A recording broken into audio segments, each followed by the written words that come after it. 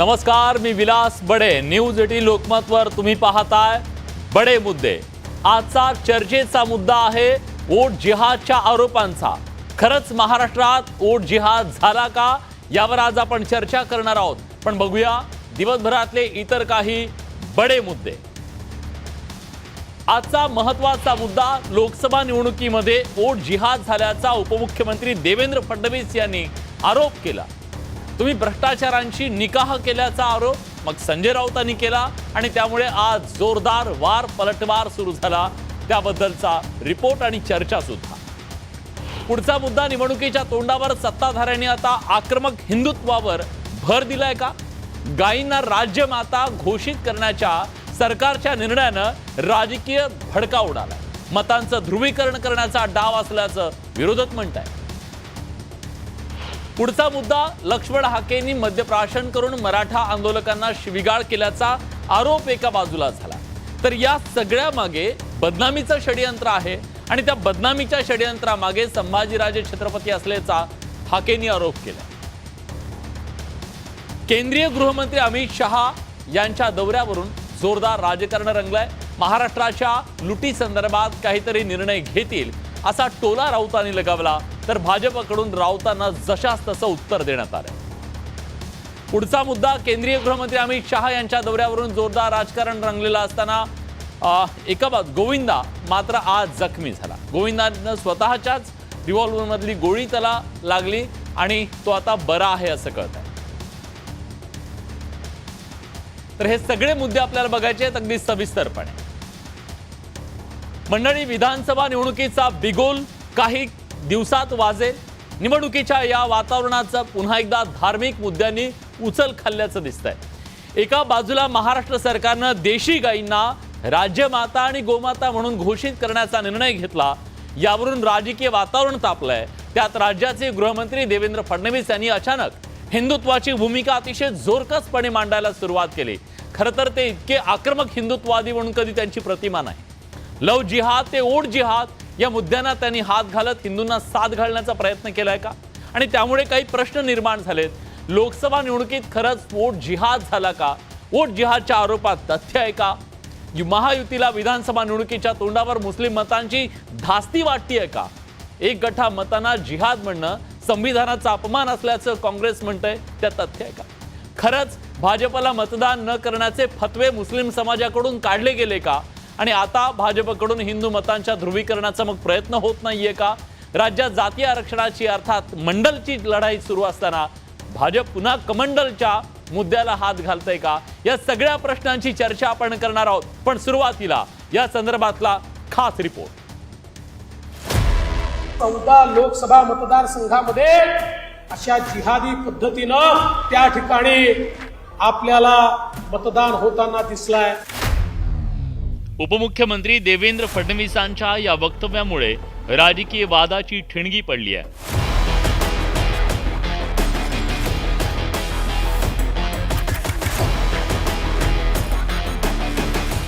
कारण फडणवीसांनी थेट मुस्लिम मतदारांवर सवाल उपस्थित केलाय. नुकत्याच झालेल्या लोकसभा निवडणुकीत वोट जिहाद झाल्याचा दावा फडणवीसांनी केलाय. आज या निवडणुकीतला जो वोट जिहाद आहे, 48 पैकी जवळजवळ 14 लोकसभा मतदारसंघामध्ये अशा जिहादी पद्धतीनं त्या ठिकाणी आपल्याला मतदान होताना दिसलाय. फडणवीसांनी ज्या धुळे लोकसभा मतदारसंघाचा उल्लेख केलाय, त्या धुळे लोकसभेतल्या मालेगाव मध्य विधानसभा मतदारसंघात काँग्रेसच्या शोभा बच्छाव यांना तब्बल 1,99,000 मतांचं लीड मिळालं. विशेष म्हणजे मालेगाव मध्य विधानसभा हा मुस्लिम बहुल मतदारसंघ आहे. केवळ शोभा बच्छाव यांना लोकसभेत विजय मिळाला असं नाही, महायुतीच्या अनेक दिग्गजांना मतदारांनी धूळ चारली आहे. मुंबईत उज्ज्वल निकम, मिहिर कोटेचा, यामिनी जाधव, मराठवाड्यात पंकजा मुंडे, महादेव जानकरांना पराभवाची चव चाखावी लागली. या पराभवाचं खापर सत्ताधाऱ्यांनी मुस्लिम मतदारांवर फोडलं. मुस्लिमांनी वोट जिहाद केल्याचा दावा भाजपकडून करण्यात आला. आता फडणवीसांनी त्यात भर घातली आहे. राज्यातील 30हून अधिक विधानसभा मतदारसंघात मुस्लिम मतदारांचं मतदान निर्णायक मानलं जातं. लोकसभेच्या निकालावर नजर टाकल्यास दक्षिण मुंबई लोकसभा मतदारसंघात मुस्लिम मतदारांचा दबदबा असलेल्या भायखळा विधानसभा मतदारसंघातून उद्धव ठाकरेंच्या अरविंद सावंतांना 86,883 मतं, तर शिंदेच्या नेतृत्वातल्या शिवसेनेच्या उमेदवार यामिनी जाधव यांना केवळ 40,817 मतं मिळाली. इकडे मुंबई ईशान्य लोकसभा मतदारसंघाच्या निवडणुकीत उद्धव ठाकरेंच्या पक्षाचे उमेदवार संजय दीना पाटील यांना मानखुर्द विधानसभा मतदारसंघात 75% अधिक मतं मिळाली. मानखुर्द विधानसभेत मुस्लिम मतदारांची संख्या मोठी आहे. या मतांमुळे संजय दीना पाटील यांचा विजय सुकर झाला. लोकसभेतल्या मतांच्या या आकडेवारीवरूनच फडणवीसांनी वोट जिहादचा आरोप केलाय. पण मवियाच्या नेत्यांनी फडणवीसांचा दावा खोडून काढलाय. त्या महाराष्ट्रातला गृहमंत्री या पद्धतीचं वक्तव्य करत असेल ते महाराष्ट्रासाठी भूषणावं नाही आहे. त्यांनी जाहीर माफी मागावी. काय सारखं जिहाद जिहाद जिहाद करतायत? जिहादचा अर्थ समजून घ्या आणि मग बोला. तुम्हाला भ्रष्ट लोकांची मतं चालतात, भ्रष्टाचारी, मग याचा अर्थ असा आहे की तुम्ही भ्रष्टाचारांशी निकाल लावल्यात बोलू का? लोकसभा निवडणुकीत महायुतीनं मुस्लिम मतदारांची चांगलीच धास्ती घेतली आहे. आता विधानसभा निवडणूक होऊ घातली आहे. राज्यात मराठा आरक्षणाचा मुद्दा तापलाय. त्यामुळे भाजपकडून वोट जिहादचा आरोप करून पुन्हा एकदा हिंदुत्वाच्या माध्यमातून मतांचं ध्रुवीकरण तर केलं जात नाही ना, असा सवाल विचारला जातोय. Bureau report, news 18 Lokmat. या सगळ्या मुद्द्यावरून काही मूलभूत सवाल निर्माण झाले, ज्यावर आज आपल्याला चर्चा करायची आहे. मान्यवर पाहुणे आपल्या सोबत असतील, पण सुरुवातीला बघूया की आज या बडे मुद्द्यामध्ये आपण चर्चा कुठल्या मुद्द्यांवर करणार आहोत. वोट जिहाद झाल्याच्या आरोपात खरंच तथ्य आहे का? असं काही घडलंय का? आणि घडलं असेल तर मग त्याचा आधार काय आहे? कुठल्या आधारावर हे म्हटलं जात आहे? महायुतीला मुस्लिम मतांची आता धास्ती वाटू लागली आहे का विधानसभा निवडणुकीच्या दृष्टीनं? त्याबद्दल सुद्धा आपण चर्चा करणार आहोत. आपला पुढचा मुद्दा, तिसरा मुद्दा, एक गठ्ठा मतांना जिहाद म्हणणं हा संविधानाचा अपमान आहे, अशा प्रकारची मांडणी आज विरोधकांनी केली. त्याबद्दल सुद्धा आपण विचार करणार आहोत आणि चर्चा करणार आहोत. भाजपला मतदान न करण्याचे फतवे खरोखरच लोकसभा निवडणुकीत निघाले का? आणि आता विधानसभेत तशाच प्रकारची भीती त्यांना आहे का? याबद्दलची सुद्धा चर्चा. आणि शेवटचा मुद्दा, बडे मुद्देत आपण चर्चा करणार आहोत. भाजपकडून हिंदू मतांच्या ध्रुवीकरणाचा हा एक प्रकारे प्रयत्न आहे का, जे सांगितलं जात आहे? चर्चा करूया आपण. आणि ह्या चर्चेमध्ये सहभागी होण्यासाठी मान्यवर पाहुणे आपल्या सोबत आहेत. या चर्चेत सहभागी होण्यासाठी आपल्या सोबत MIMचे माजी आमदार वारिस पठाण जोडले गेले आहेत. वारिसजी, स्वागत आहे तुमचं. आपल्यासोबत भाजपचे प्रवक्ते शिवराय कुलकर्णी आहेत. आपल्यासोबत शिवसेना उबाठाचे प्रवक्ते जयेश वाणी आहेत. आणि अध्यात्म आघाडीचे अध्यक्ष तुषार भोसले सुद्धा या चर्चेमध्ये आपल्यासोबत सहभागी झालेत. मी सुरुवात या चर्चेची वारिस पठाण यांच्याकडून करतोय. वारिसजी, खूप गंभीर असा आरोप करण्यात आलेला आहे आणि त्याला जिहादचं नाव देण्यात आलंय. वोट जिहाद ही टर्म कॉइन केली जाते. तुमचं काय म्हणणं आहे? खरंच वोट जिहाद झाला का? काय त्याच्याबद्दलचं तुमचं म्हणणं आहे? हे बघा, देवेंद्र फडणवीस जी महाराष्ट्राचे उपमुख्यमंत्री आहेत, त्याने संविधानची शपथ घेतली आहे. संविधानची शपथ घेतली आणि आपण असा जाहीर सभेत सांगतात की लव जिहाद, वोट जिहाद चालू आहे. हे काय शोभा नाही देत. ते ध्रुवीकरणची राजनीती करतात ते. कारण की आता काय करायची त्याला गरज लागली मी तुम्हाला सांगतो ना. आता भाजपाला सगळ्याला माहित आहे की त्यांची जमीन त्याला खिसकती असं दिसत आहे. त्याला लोक विचारतात डेव्हलपमेंट, विकासासाठी तुम्ही काय केलं, त्याच्याकडे काही उत्तर नाहीये. त्याच्यामुळे हे लोक सगळं आता पोलराईज करण्याची तयारी केली आहे. महाराष्ट्र निवडणुकांच्या पूर्वी भाजपा मला वाटतंय की राज्यामध्ये काही नाही काही ध्रुवीकरण आणि मुस्लिम हिंदू करायची ही ठाणली आहे त्याने. त्याच्यामुळे त्यांनी पहिल्यांदा आपले चिंटूवाला फाटवला, पहिल्यांदा रामगिरी आला, त्याने आमचे हुजूर मोहम्मद मुस्तफा सल्लल्लाहु अलैहि वसल्लमची शानमध्ये गुस्ताखी केली. तिच्या विरुद्ध आम्ही प्रोटेस्ट केला, FIR केला. पण महाराष्ट्राचे मुख्यमंत्री त्याला स्टेजवर बसावून बोलता की मी तुझ्या बाल पण बाका नाही होणार देणार. तर काय होणार? तिच्यानंतर राणे येतो, तो मग तो मुसलमानांना आम्ही मस्जिदमध्ये घुसून चून चून के मारेंगे. तर त्याच्या विरुद्ध FIR होता. फडणवीस साहेब एका कॉन्क्लेव्ह मध्ये जातात, त्या सांगतात की तो बोलणार आम्ही FIR केलाय. तर FIR करून काय करणार साहेब तुम्ही? त्याला अरेस्ट काय नाही करतात. तर आम्ही संविधानची बात करतात. आम्ही त्यांना संविधान दिली त्या दिवशी. संविधान सगळ्याला इक्वालिटीची बात करतंय. जर मुफ्ती सलमान अझहरीने काय वक्तव्य केलं होतं, त्यांचे वक्तव्य ते कोणाच्या दिल तर आहट नाही पोचली. कोणाला तकलीफ नाही झाली, त्यानं एक फक्त अशार पडला होता, त्यांना तुम्ही उठावून जेलला टाकले, तर यांना काही नाही, रामगरीला काही नाही, त्यांना काय, तर आता त्याला लव जिहाद, वोट जिहाद, त्या जिहादाच्या म्हटलं माहित आहे का? आता लव जिहाद त्यांच्या मंत्री लोधा यांनी असेंब्लीच्या फ्लोअरमध्ये सांगितलं होतं की महाराष्ट्र राज्यात लाखो केस असं आले आहे लव जिहादांचे, लाखो. इन्क्वायरी केली तर काय झालं, खोदा पहाड निकला चुवा काय पण नव्हता. आणि आता काय वोट जिहाद, अरे ते वोटरचा अपमान आहे. वोटरनी ज्याला वोट दिले त्याला तुम्हाला सन्मान करायला पाहिजे. त्याला वोट दिलेलं त्याने वोटर्स मॅन्डेट आहे, पण नाही, तुम्हाला तुष्टीकरण करायचे आहे. कारण की तुम्हाला असं वाटते, सर्वे आला की तुमची आता सीट जाणार महायुतीच्या. आता या निवडणुकीमध्ये तर हार तर निश्चित आहे, तिच्यामुळे सगळ्या लोक करतात. ठीक आहे वारीजी, मी येतो, एक एक मुद्दा घेऊया. मंदिर, पाकिस्तान, मंगलसूत्र सगळं येईल. एक एक मुद्दा घेऊया. शिवराय कुलकर्णी आपल्या सोबत जोडले गेलेले आहेत. तुषारजी तुमच्याकडे सुद्धा येतो. शिवरायजी, तुमच्या पायाखालची वाळू सरकतीये म्हणून आता तुम्हाला हिंदू मुस्लिम आठवत आहे अशा प्रकारचा आरोप त्यांनी केलेला आहे. या तथ्य आहे का? अचानक तुम्हाला हा वोट जिहाद कसा आठवला? खरं म्हणजे विलासजी, ज्या महाविकास आघाडीने आणि ज्या समुदायाने आणि ज्या कट्टरतावादी लोकांनी या देशामध्ये हा जो वोट जिहाद घडून आणला, यांनी पहिले भारताची आणि संविधानाची माफी मागितली. हातामध्ये संविधानाचं पुस्तक घ्यायचं आणि मशिदीतल्या फतव्यांवरून मतदान करायचं. हा आम्हाला चालणार नाही, तो आम्हाला चालणार नाही, हा नको, तो नको.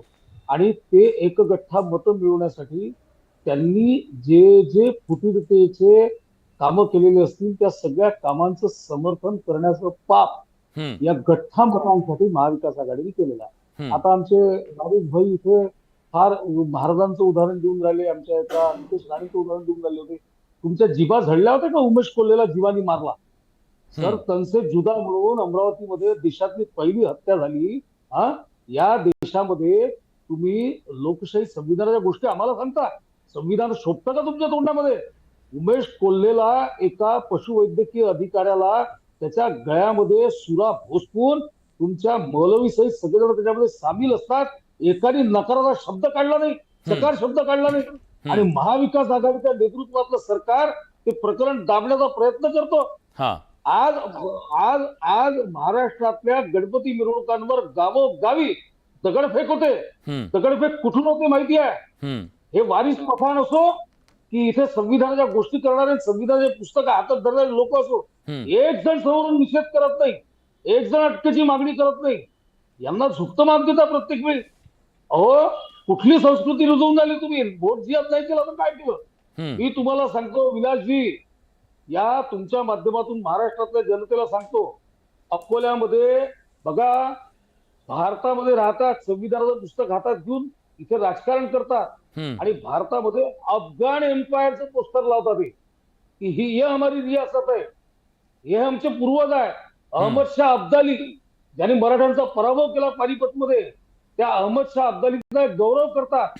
हमासचा प्रवक्ता अबू आबेदा हा भारतात रिअल हिरो कसा राहू शकतो? पॅलेस्टाईनचे झेंडे भारतामध्ये पवित्र कसे राहू शकतात? कुठे निष्ठा आहे यांच्या? काय सांगतात हे हे तुम्हाला दिसत नाही? मी आणखीन एक तुम्हाला सांगतो, तो जवाब देऊ का? हमजा. ठीक आहे, मी उत्तर घेऊ का याचं? या मुद्द्याचं उत्तर घेतो, या मुद्द्याचं उत्तर घेतो, नंतर येतो तुमच्याकडे. कोणत्या तोंडाने संविधानाच्या गोष्टी सांगतात? वारीजी, उत्तर देतो. हो साहेब, उत्तर देतो. घ्या उत्तर देतो. आता प्लीज. भाजपाचे प्रवक्त्याने उमेश कोल्हेच्या सांगितलं, मी तुम्हाला सांगतो, पुरा भारत देशाच्या सगळ्या मुसलमानांनी कंडेम केलंय, खंडन केलंय त्यांचे, की कोणी असं करायचे नाही. सर, तनसे जुदाच्या नाराचे आम्ही खंडन करतात. पण मला तुम्ही सांगा, रामगिरीने जे बोललं तुम्ही त्याचं खंडन करतात? राणेने जे बोललं तुम्ही त्याचं खंडन करतात? त्यांनी सांगितलं की आम्हाला 24 तास द्या, आम्ही सगळ्या मुसलमानांना संपूर्ण करून टाकणार. तुम्ही खंडन केलं. त्याने आमच्या लिडरांच्या विषयावर अपशब्द इस्तेमाल केले. माझ्याकडे पण तोंड आहे, माझ्याकडे पण जीभ आहे, मी त्याच्याशी चांगला बोलू शकतो, पण मी नाही. आम्ही इतका निश्चय नाही गिरू शकतात.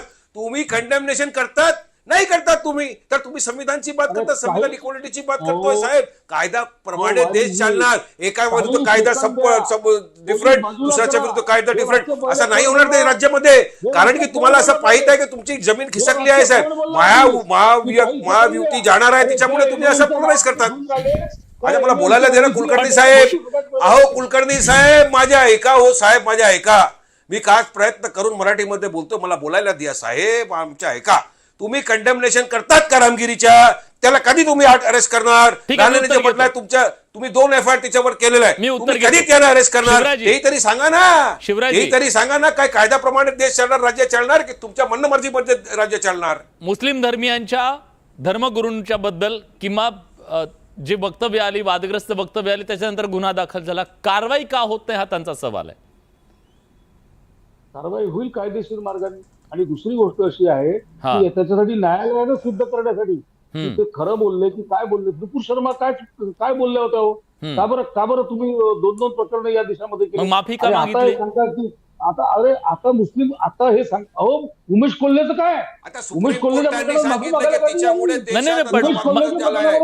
सुप्रीम कोर्ट सांगितलंय त्याला तोंडात त्याला शांतता ठेवायची होती, त्याच्यामुळे राज्याच्या देशांच्या असा सांप्रदायिक तणाव झाला होता. सुप्रीम कोर्टने सांगितलंय. आपण जरा ठीक आहे, मी या चर्चेत जयेश वाणी यांना आणतोय. मी या चर्चेत जयेश वाणींना आणतोय. जयेश वाणी, त्यांचं असं म्हणणं आहे, भाजपच्या नेत्यांचं असं म्हणणं आहे की शिवसेना उबाठा गटाला ज्या पक्षाला, तुमच्या उद्धव बाळासाहेब ठाकरे पक्षाला ज्या जागा मिळाल्या, त्याच्यात मुस्लिम मतांचा ओट जिहाद कारणीभूत आहे. त्याचे अनेक सांगितले जातात, जागा कुठल्या कुठल्या त्या सांगितल्या जात आहेत. खरंच हे घडलंय का? तुम्हाला मुस्लिम मतं एक गठ्ठा मिळाली म्हणून राजकीय यश मिळालं जातं, ही थेरी मांडली जाते, तुम्हाला मान्य आहे का? कपडा लगा फटणे तो डायलॉग लगे बटणे, अशी भारतीय जनता पार्टीची आजची परिस्थिती आहे. भानगड काय आहे, गडबड काय आहे की त्यांना या देशाचं फॅब्रिक अजून कळालं नाहीये.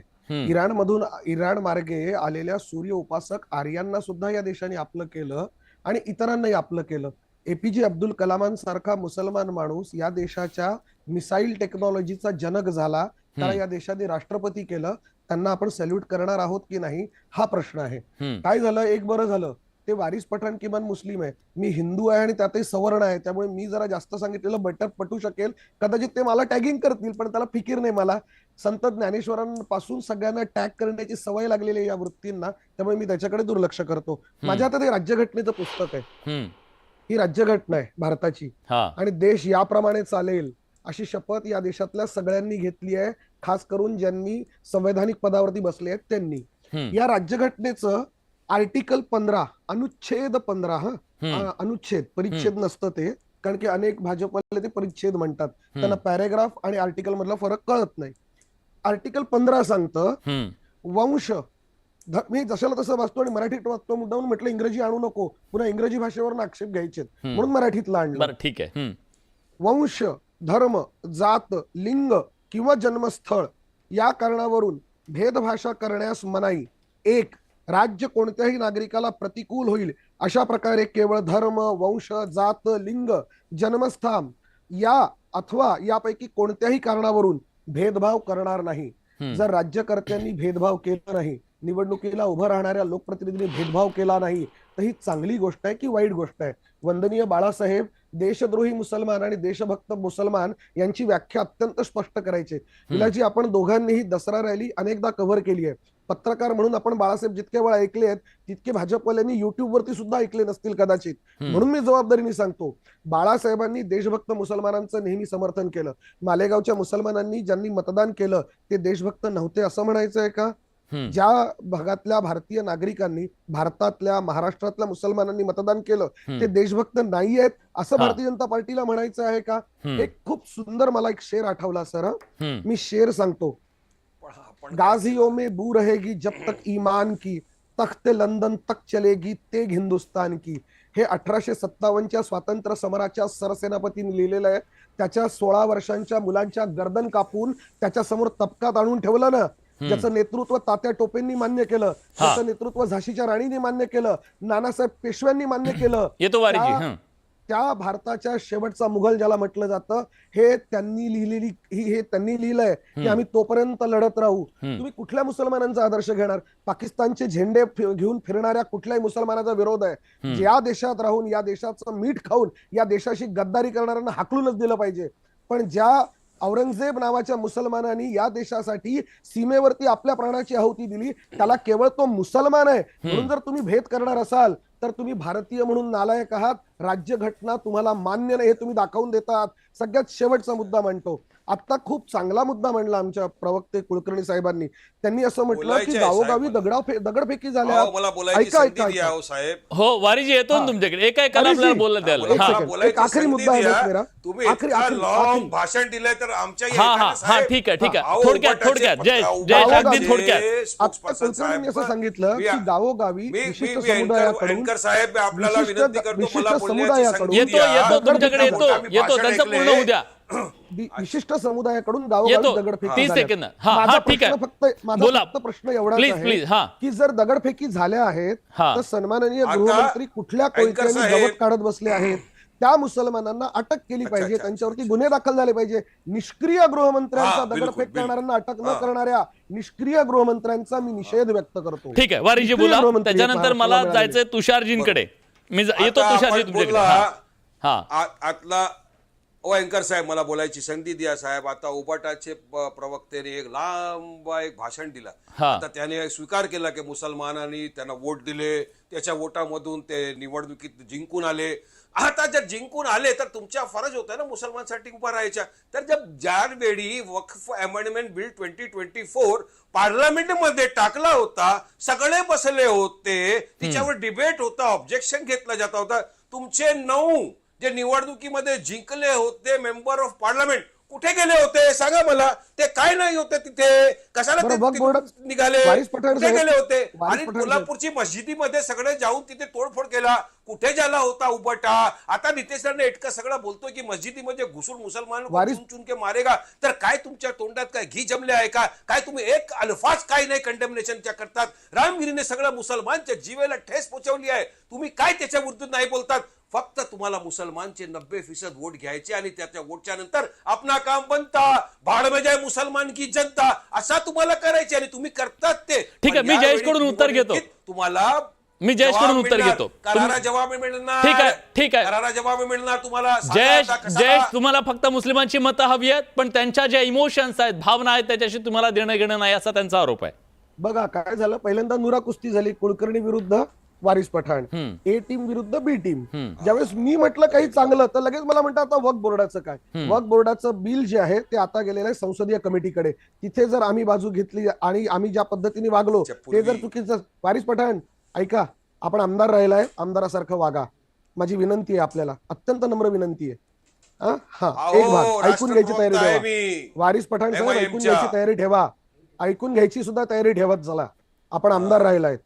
हा क्रमांक 1 ज्यावेळेस ते ह्याच्यामध्ये जेपीसीची मीटिंगची आपल्याकडे JPC ला ज्यावेळेस गेलेला आहे, JPC मध्ये काय होईल तिथे आमच्या कुठे गेले होते 9 के 9 सांसद कुठे गेले वारिस होते. पठाण साहेब मी असं बोलत नाही हो. मी असं ते बोलत नाही जबाब द्या तुमच्यासाठी. ना. तुम्ही बोलून घ्या पाहिजे तर. तुम्ही ते बोलून जबाब घ्या चला. द्या. तुम्ही मला ते बोलून सांगू घ्या. नका मी काय होतो, मी काय आहे, मी हो, काय तुम्ही होणार. बोलून घ्या, चला. तुम्ही ठीक आहे. सांगा ज्यावेळी बिल प्रस्तुत अरे, केला ऐकून तर होता घ्यायची पार्लमेंटमध्ये मानसिकता पहिल्यांदा. त्यावेळी 9 के 9 नाही नाही सांसद ज्यांनी जय मुसलमानचे जय त्यांनी जो मतं मुद्दा घेतली होती, मांडला ऐकून कुठे घ्यायचं गेला आहे. होता, ठीक आहे. मला कुठे ऐकून फिरायला घ्यायचं गेला आहे, होता, वारिस पठाण. कुठे आणि चाय सांगा, प्यायला गेला सांगा होता, म्हणायचं. सांगा ते. नाही मी अरे, उत्तर घेतो. सांगायला मी जयजी तयार आहे. तुम्ही ऐकायला तयार आहेत का ते सांगा आधी. जयजी ऐकायची मानसिकता आहे का तुमची. त्यांचा मुद्दा असा आहे की तुम्हाला या लोकसभा निवडणुकीमध्ये मुस्लिम मतांचा फायदा झाला पण मुस्लिम मतांचा वक्फ बोर्डाचा जेव्हा मुद्दा आला संसदेत तुम्ही त्यांच्या बाजूने उभे राहिला नाहीत हा त्यांचा आरोप आहे. तुम्हाला तो मान्य आहे का? आरोप 100% खोटा आहे. हे बिल जे आहे हे जेपीसीला गेलेलं आहे आणि जेपीसीला आमची प्रतिनिधी तिथे जो मुद्दा मांडतील तो मांडतील. त्याच्यानंतर माझ्याशी वारिस पठाणांनी बोलावं, तेव्हा वारिस पठाणांनी बोलावं. ठीक आहे. भारतीय जनता पार्टीसाठी बी टीम म्हणून काम करणार आणि आत्ताच प्रश्न विचारायचे नाहीत. ठीक आहे. मी या चर्चेमध्ये आता घेतोय. तुम्हाला प्रश्न विचारला तर बी टीम झाला. नाही, तुम्ही तुम्हाला आहातच. सच्चाई तुम्ही दाखवली तर आहातच. बी टीम झाला. तुम्ही वारिस सांगा पठाण ना साहेब, तुम्ही कुठे गेला आहातच. होता 9 के 9 तुमचे नाही, नाही, संसद. तुम्ही आता नाही ते झाला, मला तुम्ही प्रश्न आधीपासून आहे. आहात. अरे प्रश्न वारिस फक्त पठाण सिंपल साहेब, आहे. चाय तुम्ही प्यायला आता गेला नाही होता, झालात. खाया खायला गेला तुम्ही होता, फिरायला पहिल्यापासून गेला बी टीम होता, आहात. कुठे गेला होता. तुम्ही आता नाही ज्यावेळी झालात. मुसलमानच्या तुम्ही विरुद्ध आला पहिल्यापासून बी आता टीम रामगिरीच्या झालात. मुद्द्यामध्ये तुम्ही काय शांत बसला आहे. हा, काय आता कंडेमनेशन नाही ऐका, आहे. ऐका, ऐका. राणेंद्र मस्जिदीमध्ये ऐका. घुसून मारणार रामगिरीच्या काय प्रश्नात कंडेमनेशन नाही कोल्हापूरच्या आहे. मस्जिदीला मुसलमानसाठी तुम्ही काय ऐकून करणार घ्या ते ना, तरी वारिस सांगा ना राव. मला. वारिस अरे राव. राज्याच्या ओ, वारिस मुसलमानाला राव. ऐकायचे आहे तुमच्या ओ, तोंडात वारिस काय पठाण करणार साहेब. मतं घेऊन ठीक आहे. मुसलमानांसाठी ते ऐकायची सांगा ना सवय साहेब, लावा. ते सांगा, मला ते वाटतंय सांगा. तू मला म्हणतो. लावा. एक मिनिट अहो, ऐकायची मला सवय मला या लावा. चर्चेमध्ये विलास, तुषार भोसले विलास, आणायचं मी विलास, एकच सेकंड, वैयक्तिक एकच नको सेकंड. अगदी एक वैयक्तिक सेकंड, हा एक प्लीज सेकंड, प्लीज विलास. हा विलासजी, हा. एक सेकंड. हा कोल्हापूरच्या प्रकरणामध्ये मी स्वतः आणि सुषमाताई अंधारे आम्ही कोल्हापूरच्या तिथल्या जे काही आवश्यक होतं ते पाठवलं, जे केलं ते बोलू नये पण म्हणून तिथं बोलत नाही अजितदादा की काय गेले, मदत पाठवली. तुमच्या नेत्यांनी आणि जायला हवं वारस होतं ना मग. पठाणची- हा? अजितदादा आम्ही गेले पाठवली ना तिथं, मदत. सत्तेत त्या खालच्या असताना सुद्धा गावांमध्ये अजितदादा जिथे हल्ले गेले. झालेत ना, जिथे गावांमध्ये हल्ले झालेत ना, हा. तिथे मदत पाठवली माणुसकी म्हणून. आणि आजही सांगतो, आम्हाला ज्यांनी मतदान केलं ते भारतीय होते, ते हिंदू होते, मुसलमान होते, शीख होते, ख्रिश्चन होते, ईसाई होते, यापेक्षा ते भारतीय मतदार होते. भारतीय राज्यघटनेने त्यांना मतदानाचा अधिकार दिलाय. भारतीय जनता पार्टी आणि MIM ला प्रॉब्लेम असेल तर त्यांनी मुसलमानांचा मतदानाचा अधिकार काढून घ्यावा. ठीक आम्हाला आहे. भारतीय तुषार मतदारांनी तुषार मतदान भोसलेजींना केलं. मला या चर्चेमध्ये आणायचं. तुषार भोसलेजी मुद्दा असा उपस्थित केला जातोय की तुम्ही भाजपकडून सुद्धा सातत्यानं हिंदू मतांचं ध्रुवीकरण करण्याचा प्रयत्न करता आहात. मुस्लिमांच्या विरोधात आरोप प्रत्यारोप केले जातात, मुस्लिमांना टार्गेट करण्याचा प्रयत्न केला जातो. जर मताच्या अधिकारातून त्यांनी तुम्हाला उत्तर दिलं असेल तर चुकलं काय, त्याला जिहाद का म्हटलं जातंय असा सवाल विचारला जातोय. तुमचं उत्तर काय? असं आहे विलासजी की या चर्चेला मूळ मुद्दा हाच आहे की महाराष्ट्रात आणि देशात वोट जिहाद झाला का. तर याचं उत्तर आहे 1001% लोकसभा निवडणुकीमध्ये वोट जिहाद झालेलाच आहे. आणि महाराष्ट्रात सन्माननीय देवेंद्र फडणवीसजींनी जे सांगितलं की 14 लोकसभा मतदारसंघांमध्ये वोट जिहादचा परिणाम आपल्याला बघायला मिळाला, तो सगळ्याच मतदारसंघात झाला. पण 14 मतदारसंघात तर तो स्पष्टपणे निर्णायक स्वरूपात आपल्याला बघायला मिळाला. कारण आम्ही या ठिकाणी हिंदू समाजाने भारतीय म्हणून मतदान केलं, पण मुसलमानांनी मुस्लिम धर्म मतदानाचं बटन दाबताना आम्ही मुसलमान आहोत आणि आम्हाला आमच्या धर्मगुरूंनी मुल्ला मौलवींनी फतवे काढून सांगितलंय की महाविकास आघाडीला मतदान करा, इंडिया आघाडीला मतदान करा, किंवा जिथे मुस्लिम त्यांचा उमेदवार असेल त्याला मतदान करा, आणि मुस्लिम जिथे नसेल तिथे इंडिया आघाडीच्या किंवा महाविकास आघाडीच्या उमेदवाराला मतदान करा. असे त्यांच्या धर्मगुरूंनी मुल्ला मौलवींनी फतवे काढले, त्यांचे मेळावे घेतले आणि त्यांनी मुस्लिम म्हणून मतदान केलं, भारतीय म्हणून मतदान नाही केलं. आणि म्हणून माननीय देवेंद्रजी जे म्हणाले ते 100 नाही 1001% खरं आहे की वोट जिहाद झालेला आहे. या भारतामध्ये आधी असं कधी घडलेलं नव्हतं. आज या भारतामध्ये जो या संपूर्ण जगात एकमेव हिंदू संस्कृती जपणारा देश आहे, त्याच पण ठिकाणी तुषारजी, भारतामध्ये भाजपनं प्रयत्न केला नाही मुस्लिम हिंदू मतांचं ध्रुवीकरण करावं म्हणून, त्याला काय म्हणायचं? अजिबात केलेलं नाही. भाजपने हिंदू मतांचं ध्रुवीकरण केलं नाही, हिंदूंचं जागरण केलं. जर आज हिंदूंचं जागरण केलं नाही तर या देशामध्ये हिंदूच असुरक्षित होतील. आज मला सांगा, इराक, इराण, सिरियातनं चार्टर प्लेन पाठवून तुम्ही मुसलमानांना इथे आणता आणि त्यांना मतदान करायला लावतात. कित्येक ठिकाणी बोगस मतदान मी विचारतो, माझा थेट सवाल आहे, वारीजी खरंच हे घडलं का? फतवे काढले गेले का? फतवे काढून मशिदींमधून सांगण्यात आलं का की भाजपला आपल्याला पराभूत करायचंय आणि आपल्याला एका पक्षाला मतदान करायचंय कुठल्या तरी? हे खरंच घडलंय का? हे बघा, मी तुमच्या प्रश्नाच्या उत्तर देतो. त्याच्यापूर्वी मी त्याने जे सांगितले त्याला म्हणतो की मुसलमानाने ज्या ठिकाणी वोट झाला त्या तुम्ही सांगतात वोट जिहाद झाला. आता महायुतीला 90% वोट ज्या ठिकाणी मिळाला त्या ठिकाणीला तुम्ही काय ध्रुवीकरण हिंदू वोट जिहाद सांगणार का? तुम्ही काय नाव देणार त्यांना?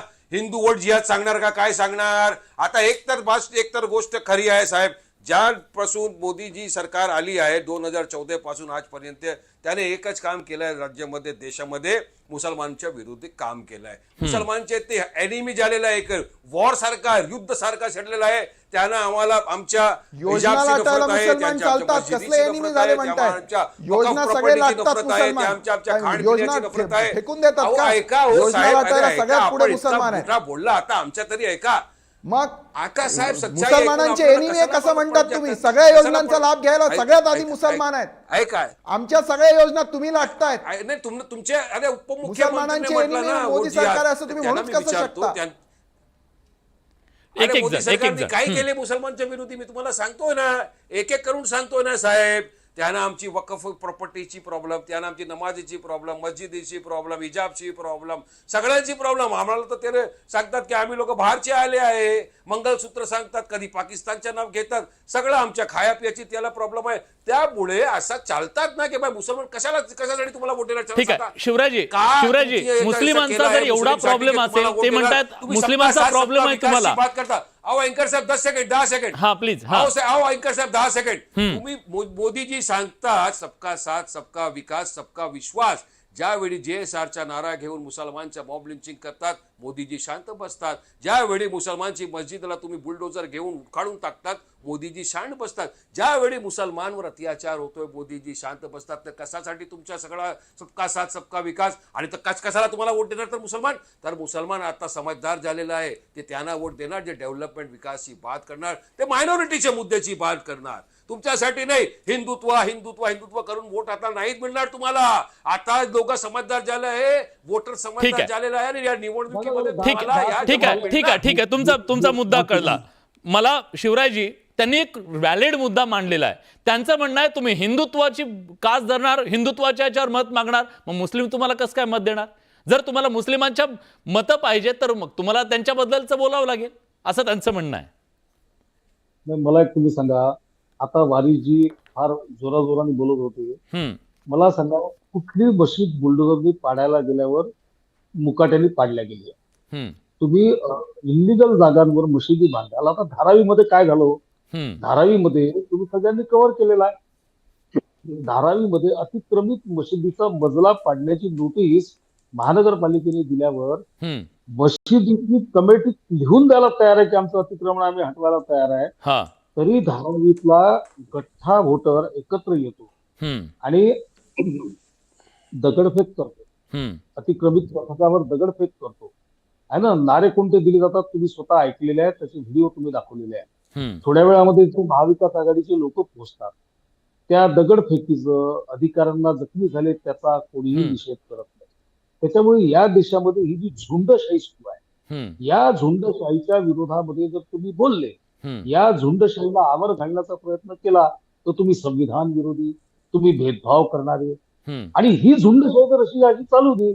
उदाहरणार्थ औरंगजेब या नावाला घेऊन या देशामध्ये मोठे मोठे पोस्टर्स लावले गेले.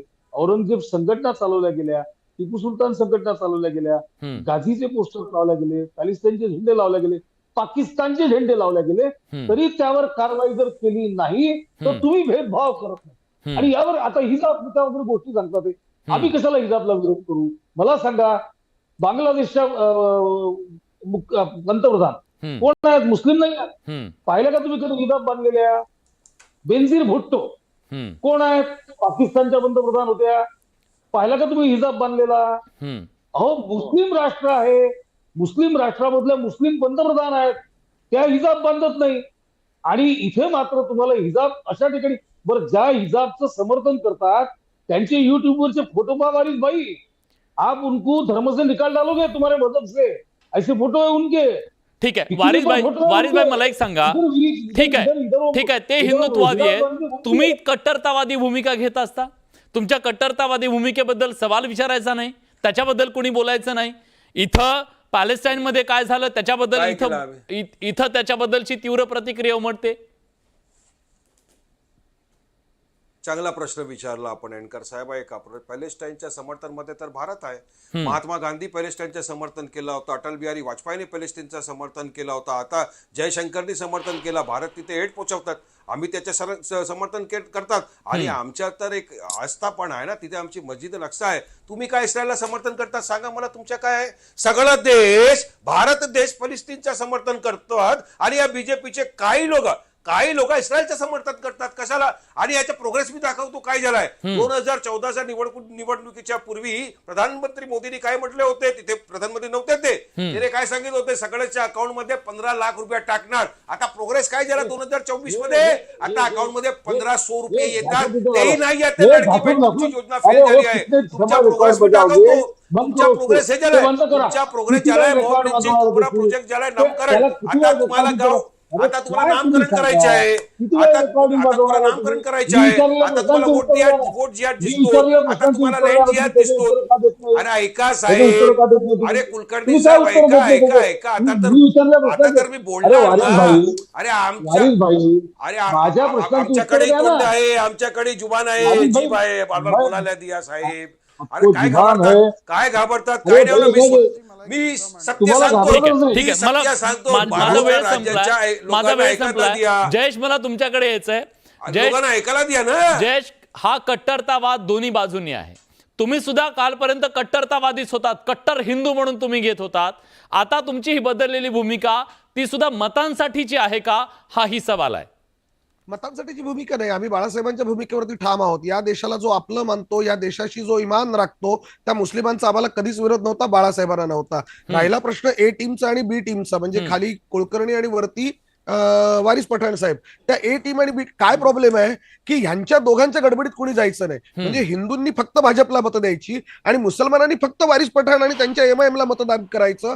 यासाठी दोघांनी मुद्दे तापवत ठेवायचे, फक्त आणि फक्त. कुलकर्णी मी बोललो नाही, उगीच गप्प बसा. मी तुम्हाला बोललो नाही आपल्या. मी तुम्हाला Please, सांगतो, माझी विनंती मी आहे आपल्याला. सांगतो आहे. माझी आपल्याला विनंती आहे. तुम्हाला आपण सांगतो आहे. सांगितल्यानंतर फोन करून बोलूयात आपण एकमेकांशी, तेवढं मोठं मन आहे. फोन करून उलट अभिनंदन करतो मी. डिबेट उलट मी आज बोलायला उलट- बोलवलंय. हे बघा, हे टीम आणि B टीम. हा. उलट मी हे बघा, अभिनंदन हे टीम, बी करतो. टीम कोण आहे? उलट मी अभिनंदन करतो मी. उलट अभिनंदन करतो मी. उलट मी अभिनंदन करतो कुलकर्णींचं की वारिस पठाणांचा उल्लेख करताना त्यांनी वारिसभाई असा केला. अहो, भारताचं हेच सौंदर्य आहे. पण राज्यघटना जयेश हेच सांगते. तुम्हाला म्हणतात हेच तुम्ही जपलं ए गेलं टीम आणि बी पाहिजे. टीम आहेत म्हणून. हेच जपलं गेलं पाहिजे. ते म्हणतात तुम्ही भाजप ए टीम बी टीम आहेत म्हणतायत. हा, आम्ही अपोजिटला ए टीम बी टीम आहोत, ते एकत्र ए टीम बी टीम आहे. आम्ही अपोजिटला ए टीम बी टीम आहोत, ते एकत्र ए टीम बी टीम आहे. ते एका साईडला ए टीम बी टीम आहे. नाही. ते एका साईडला ए टीम बी टीम आहे, आम्ही अपोजिटला ए टीम बी टीम आहोत. आम्ही एकमेकांच्या विरोधात आहोत, पण ते एकत्र आहेत. पण एक शेवटचा मिनिट आहे. सिक्क्याचे दोघे एक कॉइन आहे. शेवटचा वारिस पठाण साहेब, ते जय तुम्ही आहात. जय महत्त्वाचा जय मुद्दा जय मांडायचा आहे. तुम्ही हा विश्वास देताय का की आम्ही कुठल्याही परिस्थितीत लांगून चालन करणार नाही, कुठल्याही याचं? आम्ही हा जाणीवपूर्वक पूर्ण शक्तीनिशी, पूर्ण ताकदीनिशी सांगतो. हा. या देशाची राज्यघटना जे सांगेल तिला फॉलो केलं जाईल. या ठीक आहे. राज्यघटनेच्या शेवटची बाहेर कमेंट नाही. शेवटची कमेंट शिवराजी, शेवटची कमेंट. हा, आता माझा वेळ आहे संपलाय. की उद्धव ठाकरेंना अत्यंत प्रामाणिकपणे कुर्निसात करण्याशिवाय पर्याय राहिलेला नाही. त्यांनी अरे, आता त्यांचे फोटो दाखवायचे राहिले. मोहन भागवतांचे फोटो दाखवायचे राहिले. आता त्यांना बोलू दे. अरे, सर, ते मस्जिदीतले फोटो दाखवायचे राहिले मोहन भागवतांचे. मस्जिदीतले फोटो दाखवायचे राहिले मोहन भागवतांचे. आता असं आहे, बरं, ठीक आहे, नाही उद्धव दाखवत. ठाकरेंनी बरं, ठीक आहे, नाही दाखवत. तुमची अडचण नाही करत. दाखवा नाही, ना, थांबतो. आम्ही काल थांबतो. बोलली आहे. तुमची अडचण नाही करत कुलकर्णी. काही अडचण नाही. काही अडचण नाही, चिडू नका. तुमची अडचण नाही करत. तुमची अडचण नाही करत मी. मी तुम्हाला शिवसेना प्रमुखांचे भाषण दाखवतो, ऐकवतो. मी तुम्हाला 10 दाखवतो. पुन्हा एकदा ऐका. मी 10 आणि तुम्ही- दाखवतो. तुम्ही जो आता टीका मी त्यांच्या करायला 8 मुलाखती नवा- घेतल्यात. तुम्ही मला नका नवा- सांगू. नवा केला ना. मी 8 मुलाखती अहो, घेतल्यात तुम्ही शिवसेना काय प्रमुखांच्या. तुम्हीच होते तुम्ही का? मला शिवसेना मी प्रमुख नका शिकवू. तुम्ही अटलजी शिका. तुम्ही अटलजी शिका. जे ठीक आहे. अटलजी शिका, जे इस्रायलला नाही, आक्रमणकारी आता म्हणतात. मला वाटतं शिका. प्रेक्षकांना सुद्धा माहिती तुम्ही आहे अटलजींना शिकणं आवश्यक आहे. हा पुढच्या काळामध्ये आवश्यक आहे. आज का आठवलंय हे सगळ्यांना माहिती आहे. पुढच्या काळामध्ये पुढच्या 8 दिवसामध्ये कदाचित महाराष्ट्रामध्ये विधानसभा निवडणुका लागतील. गेल्या काही दिवसापासून सातत्यानं दोन्ही बाजूंनी औरंगजेब सेना नवीन नाव आहे त्याचं. काय काय काय काय म्हणालात शेवट? औरंगजेब सेना झालेली आहे ती. ठीक आहे. बाळासाहेबांच्या शिवसेनेला यांनी औरंगजेब सेना केलेली आहे. या ठीक आहे. अच्छा, आणि जयश्री तर आणि- आता हे सगळं निघणार आणि आहे. अजमेर हे सगळं शरीफला निघणार आहे. अजमेर शरीफला पालखी पुढच्या घेऊन तुम्ही काळामध्ये जाता. आणि अजमेर निवडणुकीच्या शरीफला पालखी काळामध्ये घेऊन तुम्ही सगळं जाता. निघणार आहे आणि आणि ध्रुवीकरणाचं अजमेर शरीफला राजकारण पालखी होणार आहे. घेऊन तुम्ही जाता. पण मुद्दा हाच आहे, तुम्ही बसता. ध्रुवीकरणाच्या राजकारणातून आरोप प्रत्यारोपाच्या याच्यातून एकमेकांवर चिखल फेकण्यातून खरोखरच काही साध्य होणार आहे का, हा सवाल आहे. भेद निर्माण होईल, पण मतही मिळतील, पण हा समाज पुढे जाऊ शकतो का, हाही सवाल आहे. आपण जनतेला जेव्हा हा प्रश्न विचारला की आज जे वोट जिहाद सांगितलं जात आहे त्यात तथ्य आहे का, फडणवीसांनी आरोप केला त्याच्यात तथ्य आहे का? 31% लोकांना वाटते हो त्यात तथ्य आहे, 69% लोकांना वाटतं नाहीये, त्यात तथ्य नाहीये. जनतेचा हा कौल आहे. पण या चर्चेमध्ये आपण सगळेजण आलात त्याबद्दल तुमच्या सगळ्यांचे मनापासून आभार. उद्या पुन्हा भेटू नव्या मुद्द्यासह. तुर्तास इथेच थांबतोय. पाहत रहा बडे मुद्दे.